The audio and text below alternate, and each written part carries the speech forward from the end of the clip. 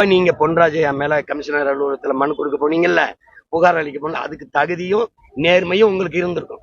நீங்க எங்க குடும்பங்களை பேசும்போது, என் மனைவிய, என் தம்பி சிவகார்த்தியின் குடும்பத்துல அவன் மகளை, ஐயா அன்பு சகோதரர் அஜித் அவர்கள் குடும்பத்தை பிள்ளைகளை, இதையெல்லாம் பேசும்போது நீங்க எங்க இருந்தீங்க? எங்க இருந்தீங்க? அப்ப உங்க கட்சிக்காரங்க என் கட்சியில் இருக்க பிள்ளைகளை, மற்ற கட்சியில் இருக்க பெண் பிள்ளைகளை அவ்வளவு கேவலமா எழுதுறானே, வாய்கிட்ட சொல்ல முடியாத வார்த்தைகளை.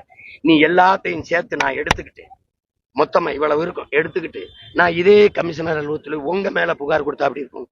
எப்படி இருக்கும்? இப்படி பேசுறாங்க எங்க குடும்பத்து பிள்ளைகள் எல்லாம். அவர் கட்சி அவர் கண்டிக்கல. இப்ப அவர் மேல இதுக்கு ஒரு வழக்க பதிவு பண்ணி விசாரிங்க, என்னன்னு கேட்க நான் கொண்டு கொடுக்கட்டுமா?